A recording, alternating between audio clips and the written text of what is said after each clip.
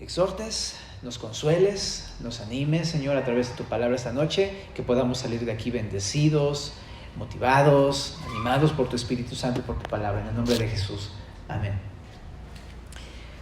Muy bien, pues en el capítulo 11 hace un pequeño giro, porque ya no se enfoca tanto en el pueblo al cual está hablando Jeremías, sino que ahora va a hablar mucho a Jeremías, fíjate, en esta porción. Entonces, chécate lo que dice el verso 1, dice: palabra que vino de Jehová a Jeremías, diciendo: oíd las palabras de este pacto y hablad a todo varón de Judá y a todo morador de Jerusalén, y les dirás tú: así dijo Jehová Dios de Israel, maldito el varón que no obedeciere las palabras de este pacto, el cual mandé a vuestros padres el día que los saqué de la tierra de Egipto, del horno de hierro, diciéndoles: oíd mi voz y cumplid mis palabras conforme a todo lo que os mando, y me seréis por pueblo, y yo seré a vosotros por Dios, para que confirme el juramento que hice a vuestros padres, que les daría la tierra que fluye leche y miel, como en este día. Y respondí y dije: amén, oh Jehová. Y Jehová me dijo: pregona todas estas palabras en las ciudades de Judá y en las calles de Jerusalén, diciendo: oíd las palabras de este pacto y ponedlas por obra. Porque solemnemente protesté a vuestros padres el día que les hice subir de la tierra de Egipto, amonestándoles desde temprano y sin cesar hasta el día de hoy, diciendo: oíd mi voz. Pero no oyeron ni inclinaron su oído. Antes se fueron cada uno tras la imaginación de su malvado corazón. Por tanto, traeré sobre ellos todas las palabras de este pacto, el cual mandé que cumpliesen, y no lo cumplieron. Bueno, en este primer pasaje de Jeremías lo que vemos es cómo Dios le pide a Jeremías que les recuerde al pueblo la palabra que ya les había dado antes, el pacto que hizo con el pueblo israelita en el Éxodo. Entonces, qué curioso que ahora nos está tocando estudiar Éxodo y lo tenemos pues bastante fresco. Entonces Jeremías lo que tenía que hacer es pararse con el pueblo y leerles Éxodo 20 al 24. Eso es lo que tenía que recordarles, ese pacto de la ley que hizo con el pueblo. Pero no meramente para recordarles que obedecieran el pacto, sino para reprender al pueblo, para mostrarles que ellos tenían un pacto y que tenían que obedecerlo, pero lo rompieron porque no obedecieron lo que Dios les dijo en Éxodo. Así que Jeremías va a tener que exhortar al pueblo, incluso anunciándoles el castigo que les vendría. Los va a exhortar. Esta palabra exhortar puede traducirse de varias maneras en la Biblia, pero también en la RAE. No sé si has escuchado alguna definición de la palabra exhortar, y no sé qué es lo primero que te viene a la mente. Una de las interpretaciones favoritas mías en Juan 14, cuando habla de exhortación, habla de ponerte al lado de alguien para ayudarlo, tal cual hace el Espíritu Santo, el Consolador, que se pone a nuestro lado para ayudarnos. Entonces, una bonita manera de ver la palabra exhortación es ayudarte, ¿no? Cuando alguien te exhorta, es que se pone a tu lado para animarte y levantarte y ayudarte a caminar. Esa es la palabra exhortar. Pero también la palabra exhortación se puede traducir como urgir a alguien a la acción. Como por ejemplo mi amigo Raulito, que luego les platico, que me dice: oye Josué, ¿qué te parece si no te vas a Xochimilco a hacer un estudio en domingo? Y yo: sí, Señor, ¿no? O sea, no sé qué tiene que te digo que me urge a hacer algo que Dios me ha mostrado anteriormente. Y todos me dicen: hazlo, pero no, nada más llega Raúl y me pone a hacer las cosas. No sé por qué. ¿Qué le pasa? ¿Qué te pasa? No es cierto. Con mucho cariño, pero es este tipo de personas que te urgen a hacer algo que Dios ya te ha dicho. Pero hay una parte que no nos gusta a nadie, que significa la palabra exhortación. Cuando alguien te amonesta, cuando alguien te reprende, te llama la atención. Y en este pasaje, ese es el significado que tiene esta palabra exhortar. Y Dios le va a pedir a Jeremías que exhorte al pueblo, que los amoneste. Pero en este capítulo vemos entonces varias pautas para poder exhortar a alguien. Aprendemos mucho acerca de Dios y de Jeremías para exhortar a las personas. Pero en primer lugar, lo que vemos que es muy notorio es que la exhortación debe ser dirigida por Dios. No fue sino hasta que Dios le dijo a Jeremías: ve y dile al pueblo. Y entonces Jeremías fue dirigido por Dios. Entonces eso a mí me da una pauta, simplemente. No es que uno tenga que estar amonestando al que se te ponga enfrente a cada rato porque se te ocurrió, sino que debe ser guiado por Dios. Y para eso algo que yo entiendo es ponte a orar. O sea, si ves algo que está mal en alguien, no es hasta que yo le pregunto a Dios, Señor, veo esto, ¿quieres que vaya? ¿Quieres que platique? ¿En qué momento y de qué manera? Yo tengo que buscar a Dios dirección. Y esto me guarda a mí de ser un hombre impulsivo que simplemente actúa por el ardor o el calor del momento. Sí te pasa eso también a ti, me imagino, que de repente ves algo malo en alguien y lo primero es, sí, pues la palabra y rájale, ¿no? Y no es así el punto. Orar y buscar ser guiado por el Señor me va a evitar de sacar mi carne a la hora de poder exhortar a alguien y reprenderlo o amonestarlo. Y de estar completamente convencido, no soy yo, es que mira, en verdad, lo he orado, he preguntado y Dios dice esto.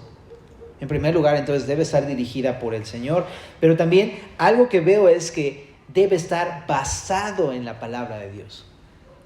Y es muy notorio en este pasaje porque Dios le habla a Jeremías su voluntad. ¿Cuál es su voluntad? Que vaya y que les reprenda.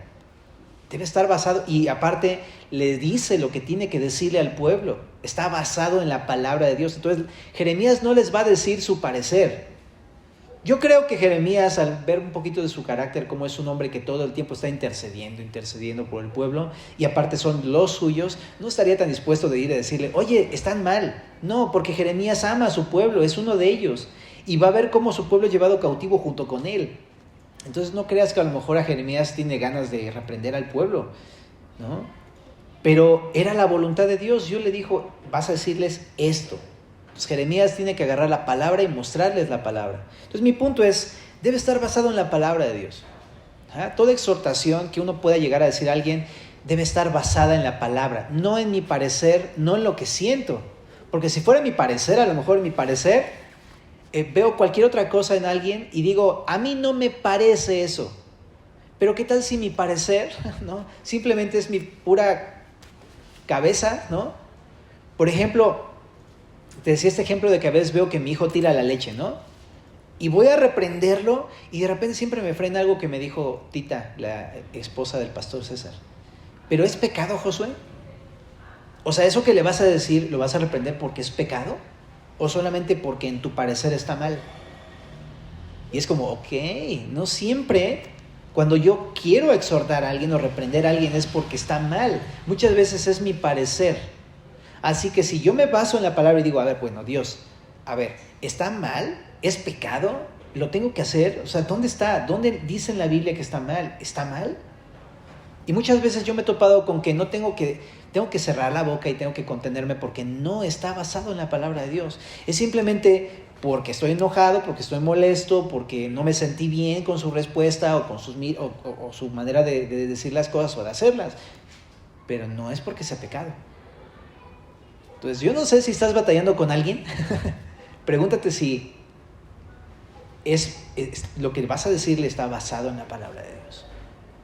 Siempre que uno va a reprender a alguien, uno debe preguntarse, ¿es pecado o no es pecado? ¿Está basado en lo que le voy a decir en la palabra de Dios o no? ¿O solamente es mi parecer?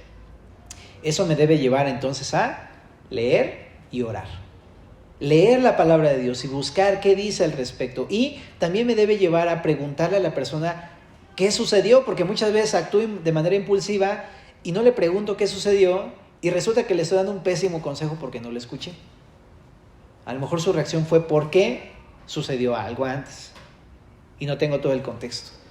Me debe llevar entonces a escuchar a la persona y a tomar en cuenta qué le sucedió. A veces me equivoco por eso, porque no escucho correctamente la situación completa y no tengo el juicio justo que Dios tiene, ¿no?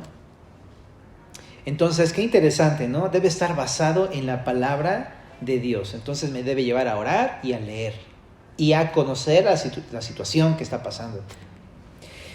Número 3, hay varias partes en la Biblia donde habla acerca de la exhortación, pero una que me llama muchísimo la atención es la que luego te digo que a cada rato en Colosenses 3:16. En Colosenses 3:16 dice, la palabra de Cristo more en abundancia en vosotros. ¿Qué tiene que ver con lo que estamos viendo? Debe estar basado en la palabra de Dios. Y para eso yo debo de estar sumergido en la palabra de Dios. O bueno, aquí dice, la palabra debe estar en mi corazón, morando abundantemente, lo que me lleva a mí autoexhortarme de que la palabra debe estar habitando en mi vida. Debo estar leyendo y meditando y memorizando la palabra constantemente. No voy a poder tener una buena exhortación ni reprender a alguien correctamente si yo no estoy teniendo una relación con Cristo, si no estoy lleno de la palabra de Dios.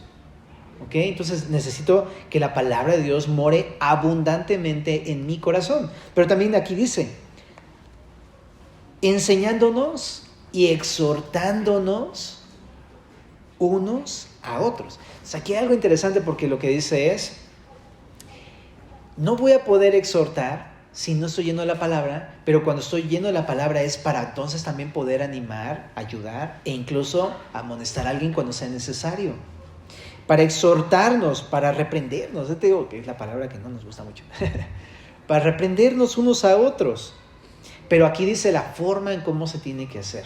Dice, en toda sabiduría. Y este es mi punto. Cuando exhortemos, debe ser en toda sabiduría. Debe ser con sabiduría y con toda la sabiduría de Dios.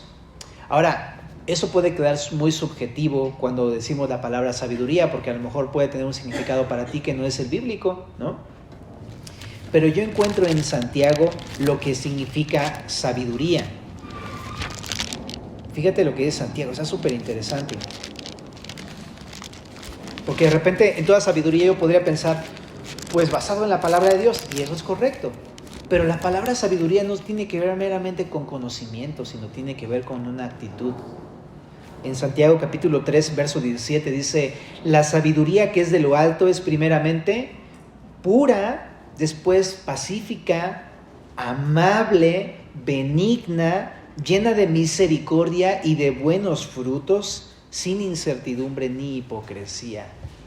Esa es la sabiduría. O sea, en otras palabras, cuando exhortemos a alguien, debe ser de manera pura, no con dobles intenciones, de manera pura a alguien.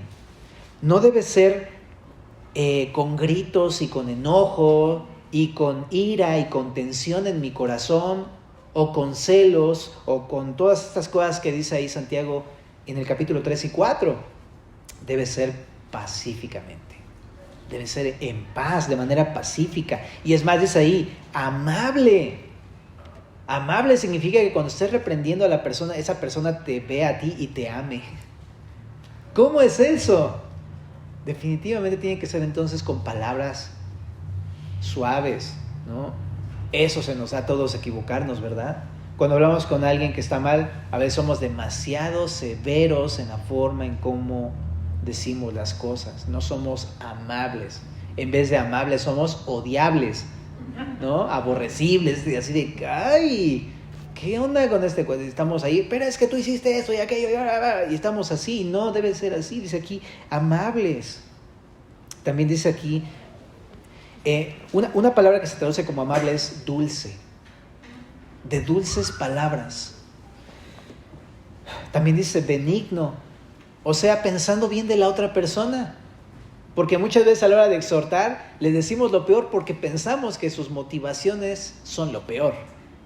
Pero aquí dice benigno. Jesús cuando nos reprende, Él es de lo más benigno con nosotros. Siempre piensa bien de nosotros. Y es más, cuando te reprenden tú, quieres que la persona que te reprende entienda que lo hiciste por las mejores motivaciones. Te equivocaste, pero tenías en tu corazón algo bueno, por lo menos. Y Jesús te dice, sí, ok, te creo. Pero nosotros cuando exhortamos no somos así, pensamos lo peor. Espérate, lo peor, ¿no? No somos para nada benignos. Dice aquí, llena de misericordia. La palabra misericordia significa bondad o no darte el castigo que te mereces. Es la palabra misericordia. Algunos no somos misericordiosos. Yo, no para nada. No soy muy misericordioso, yo realmente quiero ser justo, ¿no? Porque así es la justicia y debe ser justo. Pero aquí dice, no se trata de eso. La actitud con la que el Señor Jesús nos enseña a exhortar es con misericordia. no dándole a alguien lo que se merece. A lo mejor sí se equivocó, a lo mejor sí hizo mal, a lo mejor sí hizo algo muy mal, pero tú debes de tener una actitud de no darle lo que se merece. ¿Por qué? Porque Jesús, ese es su corazón, no nos da lo que nos merecemos. Pero espérate, no solamente es no darte lo que te mereces, es exhortar con una actitud de ser lleno de misericordia, y esto es otro nivel. Porque lleno de misericordia significa que voy a estar dispuesto a nunca darle lo que se merece, aunque se pase una y otra vez de la raya de mis estándares, lo que significaría ser buena persona. Y eso, por ejemplo, yo lo veo con mis hijos. De repente es como, ya te dije una, ya te dije dos, pero esa es la tercera. Pácatelas, papá, ¿no? Vara. Y es como, ¿qué no dice aquí lleno de misericordia? Pues sí fue misericordioso, 1, 2 y hasta 3, pero ya eso ya se pasó. Pero aquí dice lleno de misericordia. Híjoles. En verdad que es muy confrontante, ¿verdad? Porque a veces eso, le pasamos 1 y 2 o 3 veces a la persona, pero después, rájale, ahí te voy, ¿no? Y ahora sí con todo el poder de la ley. Amén. Y así, pero no, aquí dice lleno de misericordia. Y dice también, y de buenos frutos. Bueno, hay un fruto que conocemos en Gálatas 5:22.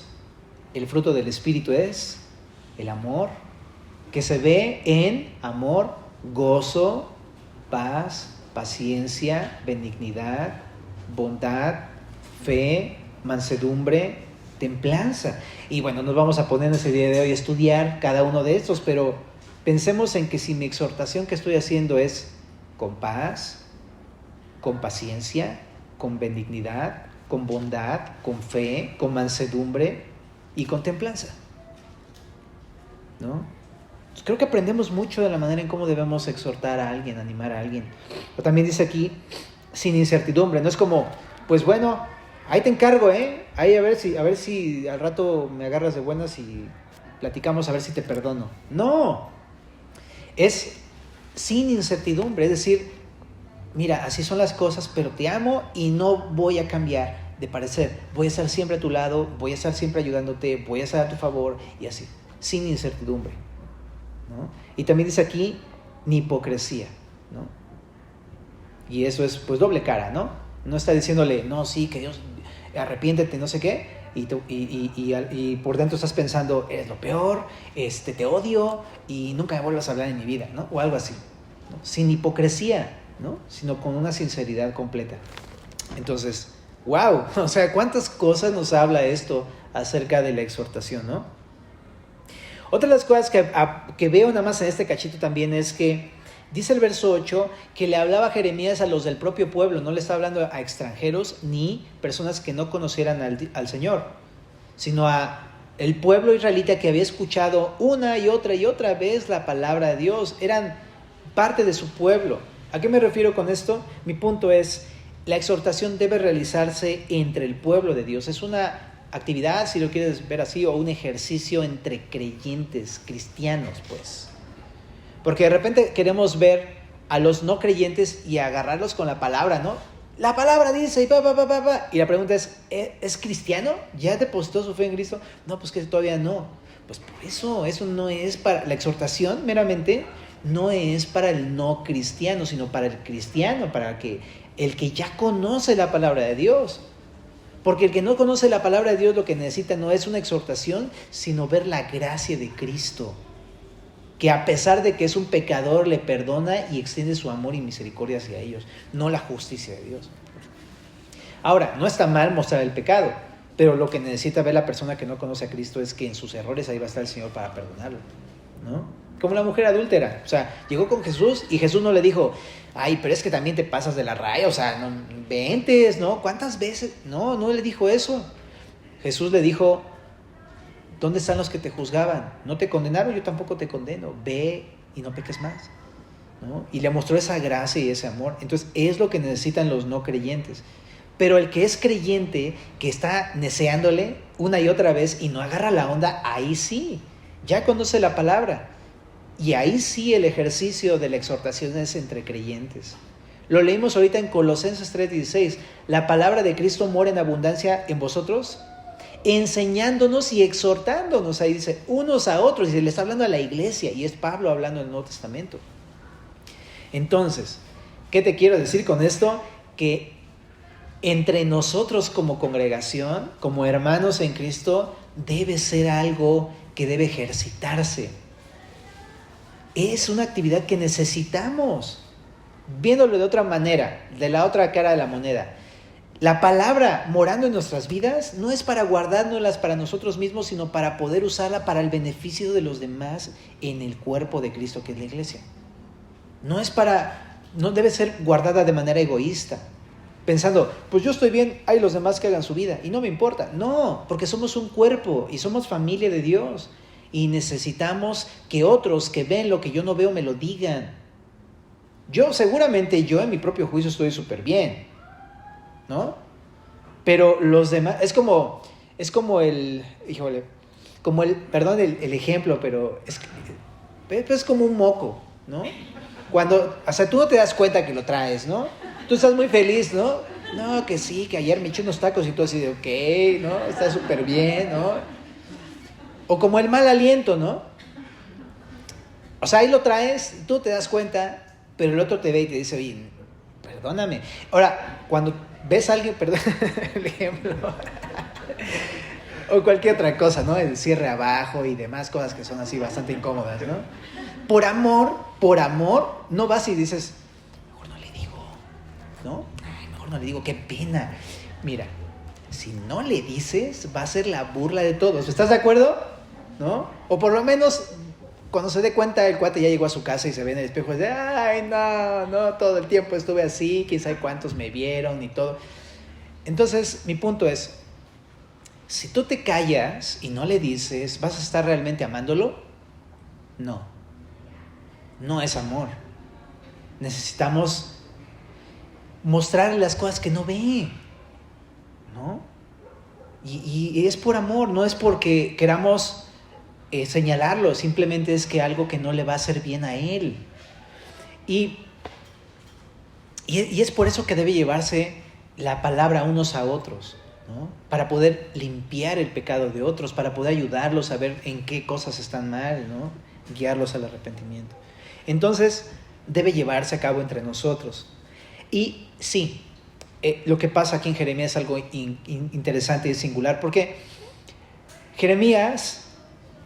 Dios le da a Jeremías una exhortación, pero no fue así como suave, sino fue bien fuerte, ¿no? ¿No estás de acuerdo con eso?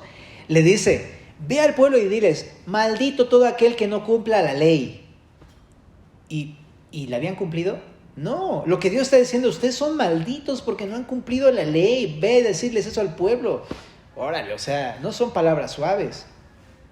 Y no son palabras suaves porque el pueblo de Israel ya lo sabía y lo había conocido muchas veces y no hacían caso. Ahí dice en el verso número 8, ni siquiera querían escuchar.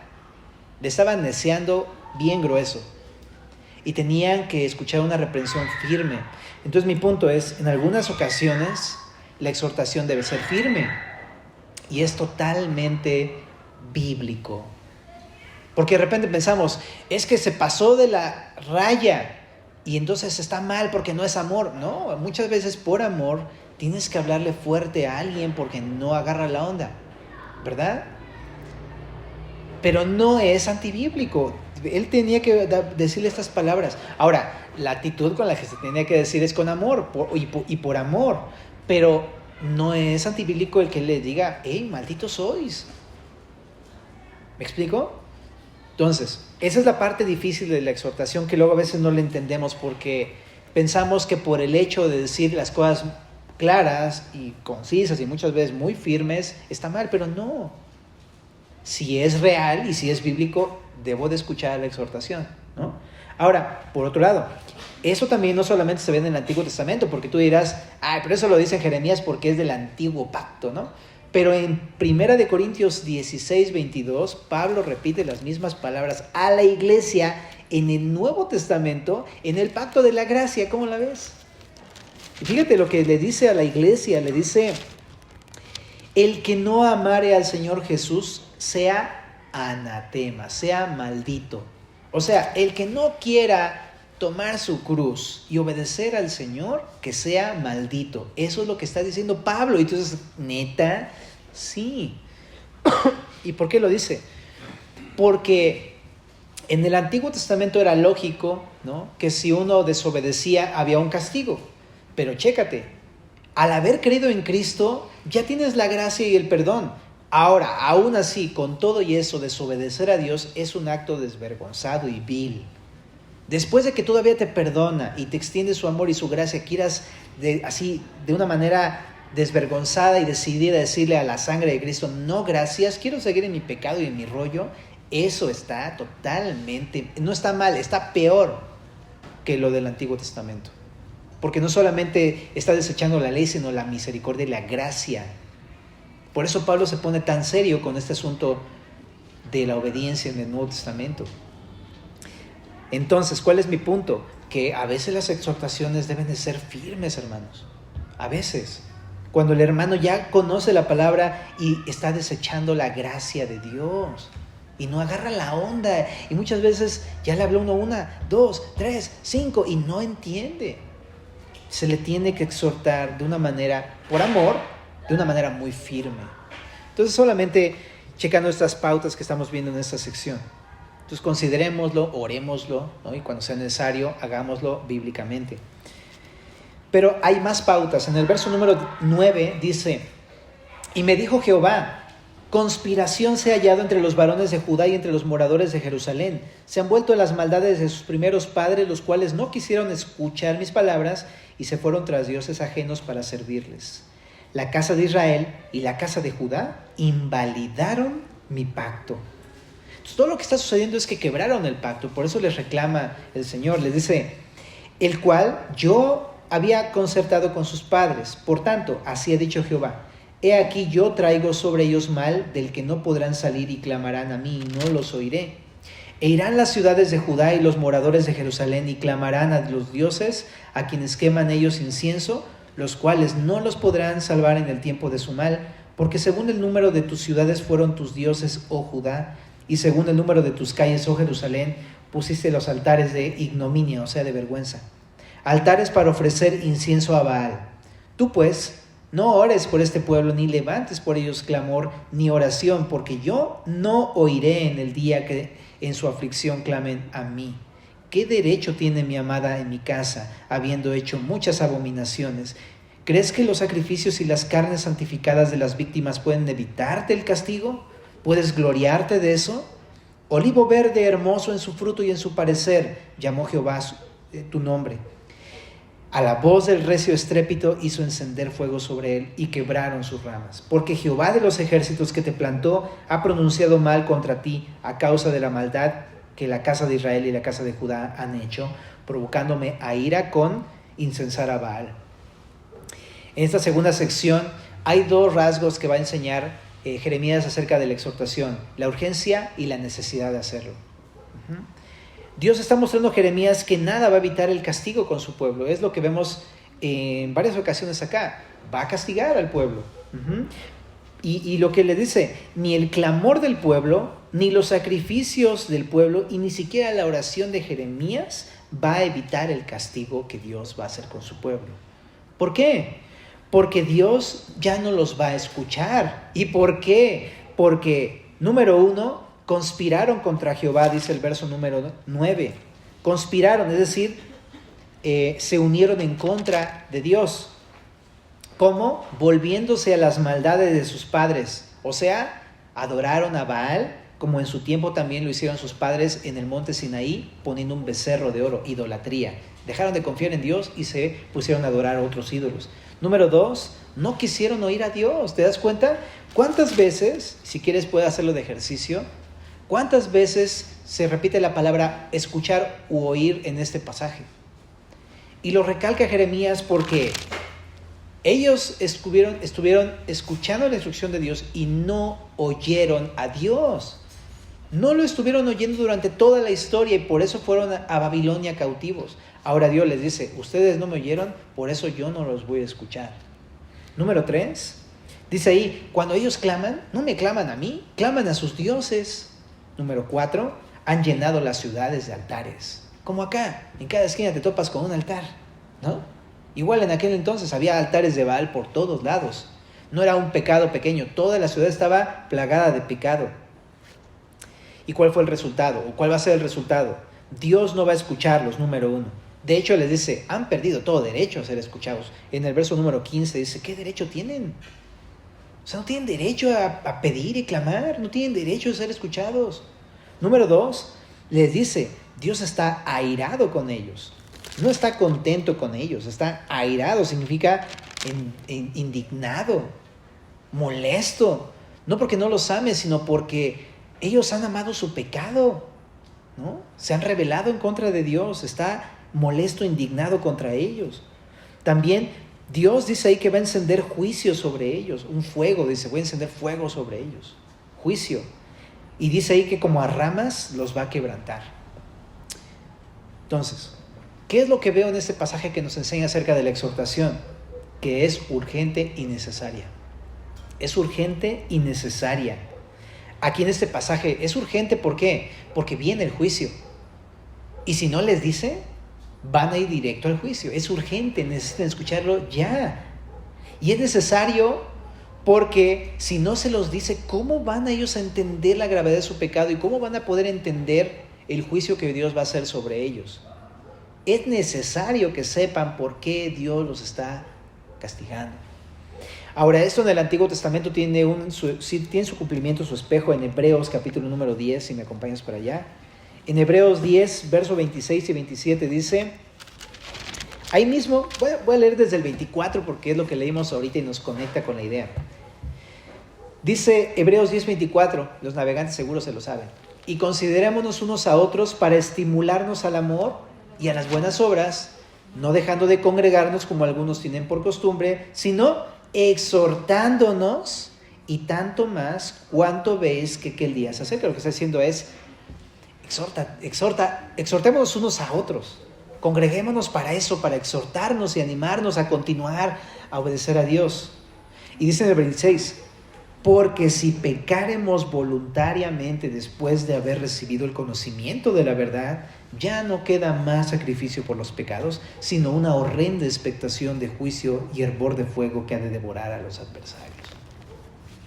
¿Te das cuenta de la importancia de por qué tenemos que decirlo ya y por qué es necesario exhortar a alguien? Porque si la persona no se arrepiente de sus pecados, le espera una horrenda expectación de juicio. El arrepentimiento es necesario. Necesita ser exhortado.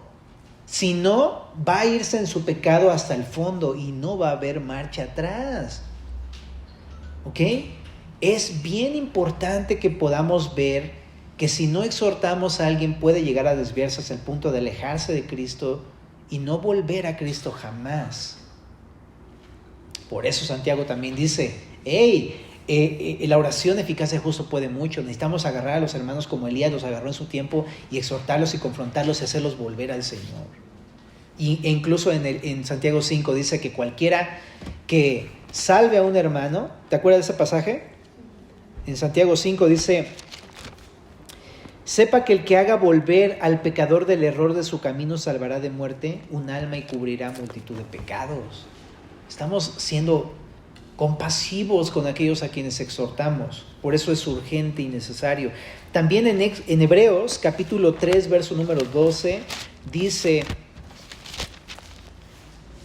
Hebreos 3:12 dice, mirad, hermanos, que no haya en ninguno de ustedes corazón malo de incredulidad para apartarse del Dios vivo. Antes, ¿qué dice ahí? Exhortaos los unos a los otros cada día. Está bien confrontante que diga cada día, o sea, diario. Entre tanto que se dice hoy, para que ninguno de vosotros se endurezca por el engaño del pecado. Lo que está diciendo es, mientras hay la oportunidad, mientras aún no se acaba de endurecer, mientras todavía hay gracia y misericordia de Dios, exhórtale, dile, llámalo al arrepentimiento, mientras todavía hay oportunidad. ¿Por qué? Me lleva a pensar lo que vimos ahorita en Jeremías, porque Dios no está contento con eso. y tiene sus límites. Y va a haber un límite que si esa persona llega a ese límite, quizá Dios no lo vuelva a escuchar, quizá se aleje del Señor y termine siendo quebrantado por el Señor. Y ni sus intentos humanos, ni su montón de sacrificios que pueda ofrecer hacia Dios van a ser suficientes para recibir el perdón de Dios. Necesita entonces el día de hoy que puede arrepentirse. Así que regresemos otra vez a Jeremías número 11. Por eso, repasando, la exhortación debe ser dirigida por Dios, basada en la palabra, con sabiduría, entre creyentes, firme, urgente, necesaria. Pero último punto, la exhortación tiene un costo. Fíjate en el verso 18, dice, y Jehová me lo hizo saber y lo conocí, entonces me hiciste ver sus obras. Y yo era como cordero inocente que llevan a degollar, pues no entendía que maquinaban designios contra mí, diciendo, destruyamos el árbol con su fruto y cortémoslo de la tierra de los vivientes para que no haya más memoria de su nombre. Pero, oh Jehová de los ejércitos, que juzgas con justicia, que escudriñas la mente y el corazón, vea yo tu venganza de ellos, porque ante ti he expuesto mi causa. Por tanto, así ha dicho Jehová acerca de los varones de Anatot que buscan tu vida, diciendo, no profetices en nombre de Jehová para que no mueras en nuestras manos.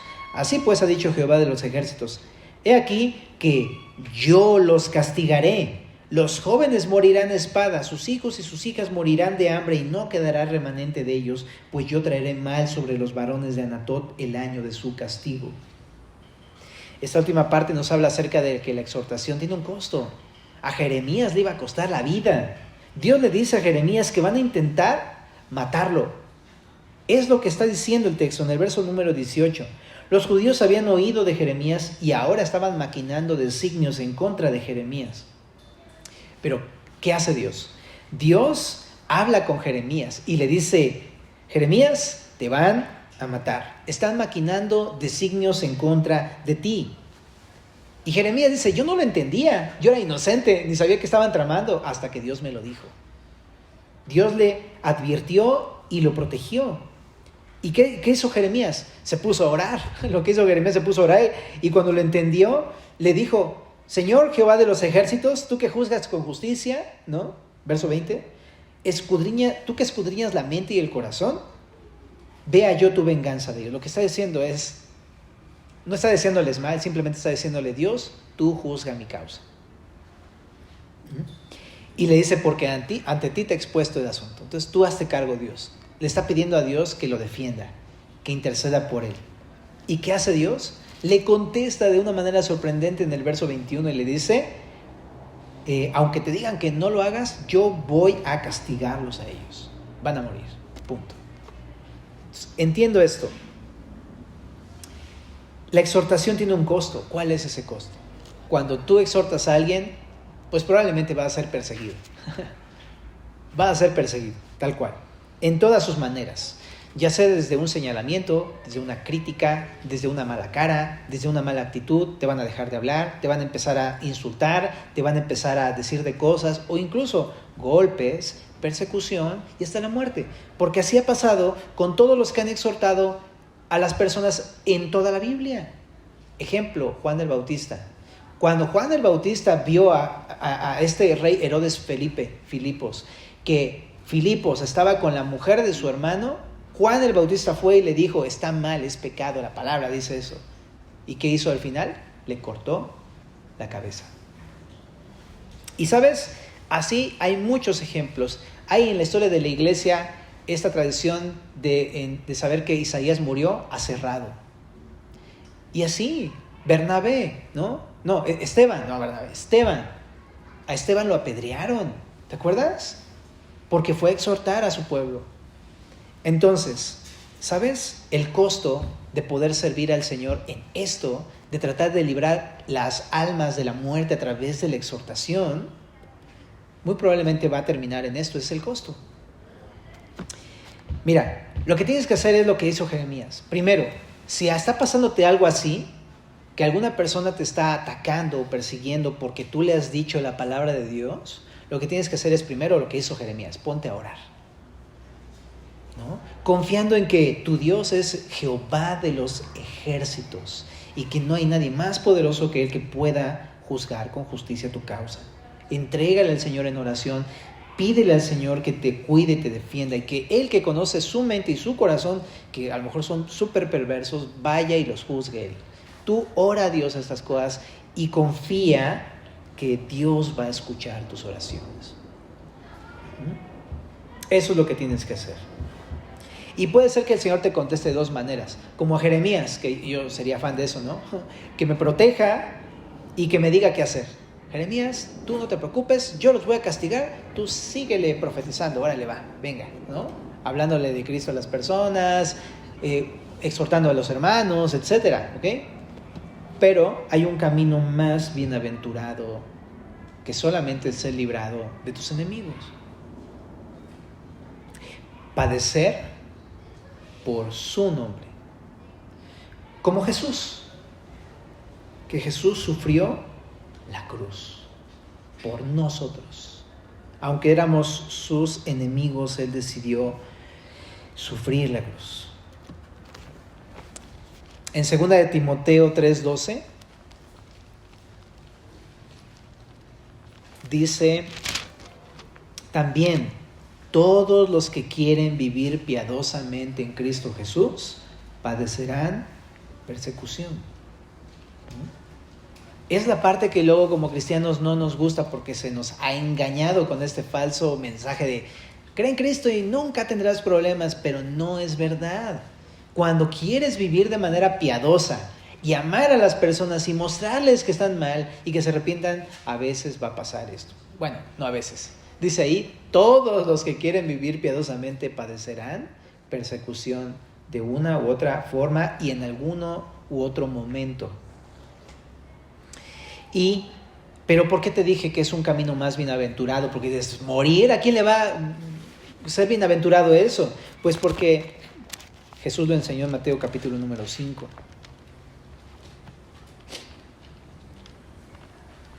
En Mateo capítulo número 5, en el verso número 11, dice: bienaventurados sois, o sea, gozosos o dichosos, sois cuando los persigan cuando por mi causa los vituperen y los persigan, y digan toda clase de mal contra vosotros, mintiendo. Gozaos y alegraos, porque vuestro galardón es grande en los cielos, porque así persiguieron a los profetas que fueron antes de vosotros. Entonces lo que está diciendo es un camino más excelente, porque vas a recibir un premio más excelente. ¿Por qué? Porque igual pasó Cristo. Y cuando Dios te permite pasar cosas así, estás experimentando en tu vida los sufrimientos de Cristo, y no hay mayor honor que poder sufrir los latigazos y las bofetadas que sufrió el Señor Jesús. No va a haber quizá mayor honor y mayor forma de poder tener una comunión y conocer a Cristo que en el sufrimiento y la aflicción. No va a haber otro más grande honor. Y por eso dice, gózate, no por el dolor, sino por lo que Dios te va a permitir conocerlo en ese momento, y por el premio que tienes en el cielo. Y me encanta que dice en el verso número 13, o sea, dice, vas a padecer, pero tú eres la sal de la tierra. En el verso 14 dice, tú eres la luz del mundo. Como si dijera, hey, tú eres, no dejes de ser salado, no dejes de ser luz. Porque cuando pasan unas cosas uno dice, no, pues ya ahí muere, ¿no? Pero dice, no, ustedes son la sal. Y esa es la manera en cómo podemos darle sabor al mundo que vive totalmente muerto en sus pecados. Y dice en el verso 16 nada más, así alumbre vuestra luz delante de los hombres, para que vean vuestras buenas obras y glorifiquen a vuestro Padre que está en los cielos. Cuando la iglesia pidió a Bernabé diciéndole, Señor, no les tomes en cuenta estos pecados. Imagínate cómo no ha de haber sido bendecida la iglesia y cómo no ha de haber brillado la gloria de Cristo en ese momento en el que murió Esteban. Él fue sal, Él fue luz en medio del sufrimiento. Y debemos simplemente no sé si entenderlo o no, creerlo y abrazarlo y estar dispuestos a tomar nuestra cruz y seguir a Cristo. ¿Oramos? Señor, gracias por tu palabra una vez más, que nos bendice, nos consuela, nos exhorta, porque sin duda van a pasar cosas así. Ya sea que nos exhorten o que tengamos que hablar con alguien, Señor. Pero en base a lo que hemos visto el día de hoy, por favor, danos valor, danos fe, danos amor por los demás. Danos incluso gozo en medio de la aflicción, sabiendo que esto es tu voluntad. Ayúdanos a ser luz y sal para tu gloria, Dios. Aun cuando esto nos cueste el sufrimiento que tú padeciste, Señor. Que, Señor, creo que no hay mayor manera de poder darte honor que esto, Señor. Y gratitud de poder ser dignos de pasar una aflicción así como la que tú pasaste, Señor. ¿Quién podría ser digno de cargar la cruz como tú, Señor? Gloria a ti, Señor, en el nombre de Jesús.